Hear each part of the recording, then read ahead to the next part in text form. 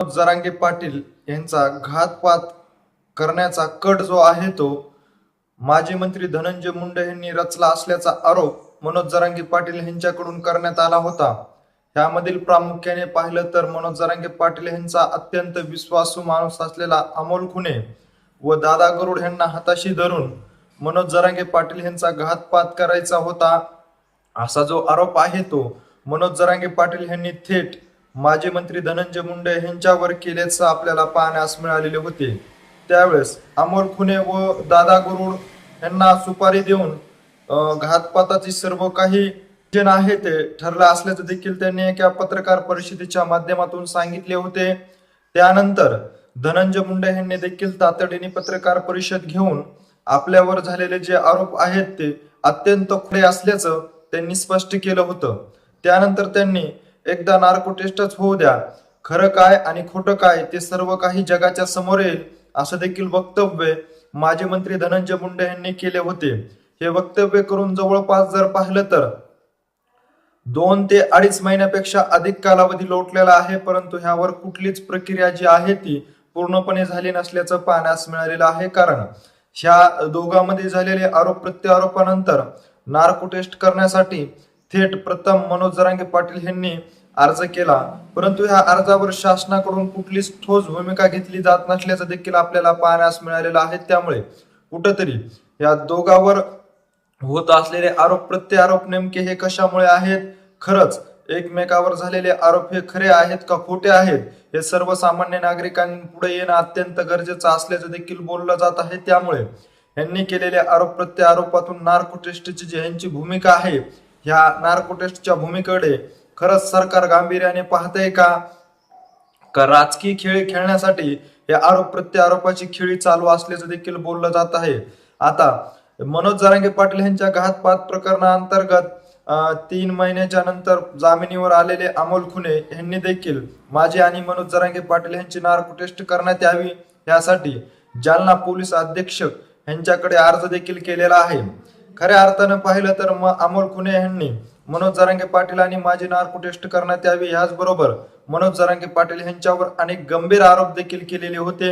या गंभीर आरोपांना उत्तर देताना मनोज जरांगे पाटील यांनी देखील अमोल खुने व माझी नार्को टेस्ट करण्यात यावी यासाठी देखील त्यांनी जालना पोलीस अधीक्षकाकडे देखील आपला अर्ज सादर केलेला आहे।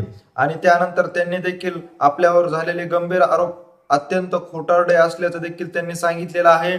हा जो कुणाच्या सांगण्यावरून बोलत आहे या विषयाचं देखील त्यांनी वक्तव्य केले असून थेट त्यांनी पुन्हा एकदा धनंजय मुंडे यांचं नाव घेऊन त्यांच्यावर देखील निशाणा साधल्याचं आपल्याला पाहण्यास मिळालेलं आहे। प्रामुख्याने पाहिलं तर सर्वसामान्य नागरिकांमध्ये आता अनेक प्रश्न उपस्थित होत आहेत। खऱ्या अर्थानं पाहिलं तर मनोज जरांगे पाटील हे कुठेतरी आरक्षणापासून लोकप्रियता होत आहेत, त्यांची लोकप्रियता कमी करण्यासाठी याचबरोबर धनंजय मुंडे यांच्या राजकारणाला उतरती कळा खरी जर लागली असेल तर ते मनोज जरांगे पाटील यांच्यामुळे लागली असल्याचं देखील सांगितलं जात आहे। त्याचाच राग मनात धरून मनोज जरांगे पाटील यांचा घातपात घडून आणण्यासाठी खरंच धनंजय मुंडे यांनी कट रचला होता का असा देखील प्रश्न जो आहे तो सर्वसामान्य नागरिकांमध्ये उपस्थित केला जात आहे। तर आता दुसरीकडे जर पाहिलं तर अमोल खुने जे आहेत ते नवनवीन गंभीर आरोप जे आहेत ते करीत असल्याचं आपल्याला पाहण्यास मिळत आहे। गेल्या अनेक वर्षापासून मनोज जरांगे पाटील यांचा एकनिष्ठ कार्यकर्ता म्हणून अमोल खुने यांच्याकडे पाहिलं जात होतं, परंतु तोच अमोल खुने जो आहे तो आज मितीच्या घडीला मनोज जरांगे पाटील यांच्यावर गंभीर आरोप करीत असल्याचं पाहण्यास मिळत आहे। मी 12 वर्षापासून मनोज जरांगे पाटील यांच्या सोबत आहे, अनेक शोभा संघटनेच्या माध्यमातून आम्ही कार्य केलेलं आहे। मनोज जरांगे पाटील सांगतील ती भूमिका आम्ही ठामपणे मांडत होतो। त्याचबरोबर मनोज जरांगे पाटील यांच्या विरोधामध्ये राज्य सरकारच्या काही राजकीय नेत्याकडून टीम जे आहे ते उभारण्याचं काम केलं होतं। त्यावेळेस मनोज जरांगे पाटील यांची पाठ राखण्याचं काम त्यांचा एकनिष्ठ शिल्लेदार म्हणून अमोल खुने यांनी आपली भूमिका पार पाडल्याचं आपल्याला पाहण्यास मिळालेलं होतं।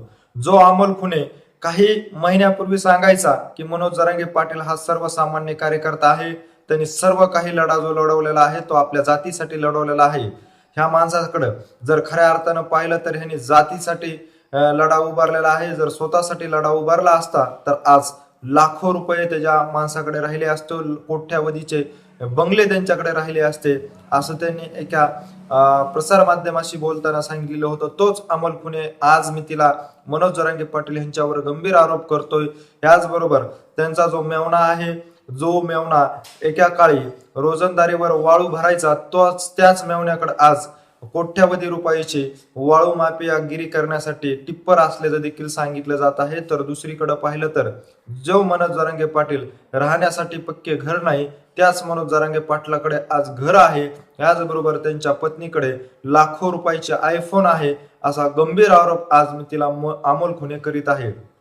एकंदरीत पाहिलं तर सर्वसामान्य नागरिकांच्या मनामध्ये कुठंतरी प्रश्न निर्माण करणारी खेळी सध्या खेळली जात असल्याचं पाहण्यास मिळत आहे. परंतु खऱ्या अर्थानं जर पाहिलं तर ह्यामध्ये दोषी कोण आहे, याचबरोबर खरं प्रकरण काय आहे, हे सर्वसामान्य नागरिकांच्या पुढे येणं अत्यंत गरजेचं असल्याचं देखील बोललं जात आहे. परंतु खरं जे प्रकरण आहे ते बाजूला ठेवून नुसतं आरोप प्रत्यारोप करून समाजामध्ये कुठंतरी दरी निर्माण करण्याचं काम तर होत नाही ना, असा देखील प्रश्न ह्या निमित्ताने सर्वसामान्य नागरिकातून उपस्थित केला जात आहे.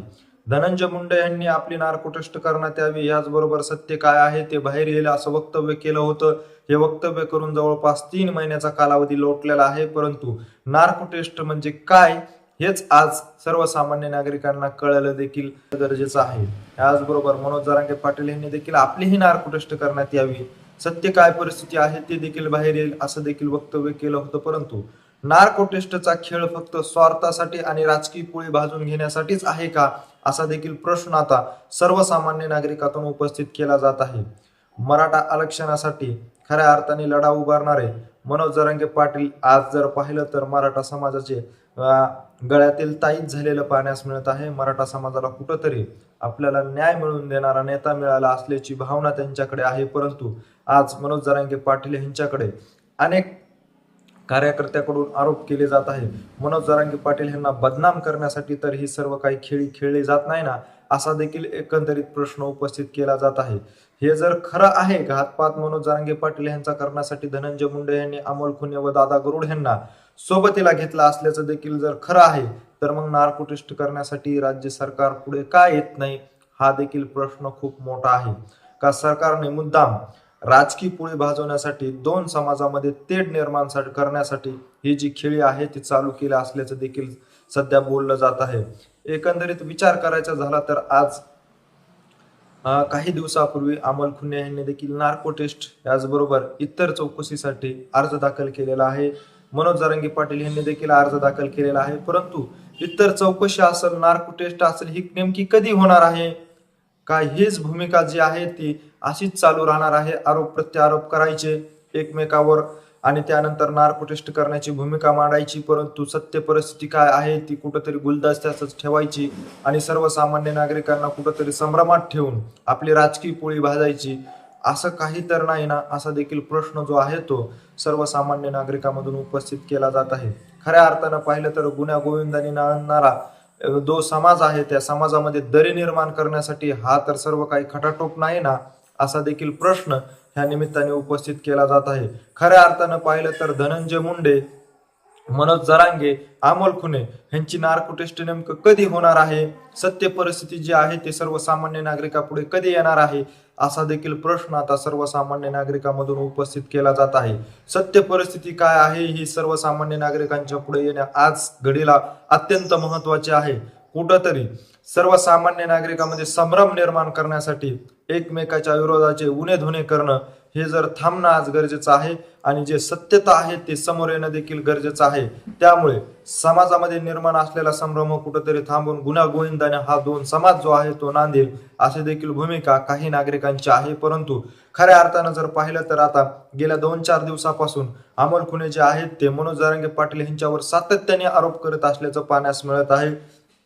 ह्यामुळे अमोल खुने यांचा बोलवता धनंजय मुंडे असल्याचं देखील आता कुठेतरी सोशल मीडियाच्या माध्यमातून पोस्ट व्हायरल होत आहे. त्यामुळे पुन्हा एकदा कुठेतरी वाद उफाळण्याची चिन्ह जे आहेत ते हळूहळू पुढे येत असल्याचं पाहण्यास मिळत आहे. दुसरीकडे पाहिलं तर अजितदादा यांचे अकालीन असं निधन झालेलं आहे. या निधनानंतर उपमुख्यमंत्री पदावर सुनीत्राताई पवार जे आहेत त्या विराजमान झालेल्या आहेत. त्यामुळे आता धनंजय मुंडे यांची मंत्रिमंडळामध्ये कुठंतरी वर्णी लागण्याची चिन्ह जे आहेत ते वर्तवली जात आहे. परंतु धनंजय मुंडे यांची मंत्रिमंडळामध्ये वर्णी लागू नये ह्यासाठी कुठंतरी मनोज जरांगे पाटील यांच्या समर्थकासह मनोज जरांगे पाटील यांच्याकडून विरोध असल्याचं देखील चित्र कुठंतरी स्पष्ट होत असल्याचं पाहण्यास मिळत आहे. खऱ्या अर्थानं पाहिलं तर मनोज जरांगे पाटील यांना बदनाम जर केलं, याचबरोबर मनोज जरांगे पाटील यांची असलेली प्रतिमा कुठंतरी ह्याचं खच्चीकरण जर झालं तर कदाचित धनंजय मुंडे यांची मंत्रिमंडळामध्ये वर्णी लागू शकते अशी देखील चर्चा जी आहे ती आता गावखेड्यामध्ये जोरदार होत आहे.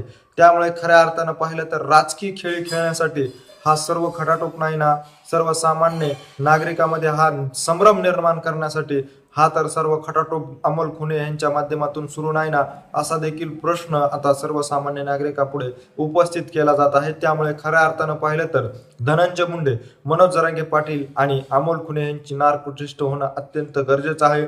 यासाठी सर्वसामान्य नागरिकाचं देखील समर्थन असल्याचं देखील बोललं जात आहे. एकंदरीत ह्या सर्व घडामोडीविषयी नेमकं तुम्हाला काय वाटतंय हे आम्हाला आमच्या कमेंट बॉक्समध्ये नक्की कळवा. अशीच माहिती जर तुम्हाला वेळोवेळी जाणून घ्यायची असेल आणि तुम्ही अजूनही आमच्या चॅनलला जर सबस्क्राईब केलं नसेल तर नक्की सबस्क्राईब करा. धन्यवाद.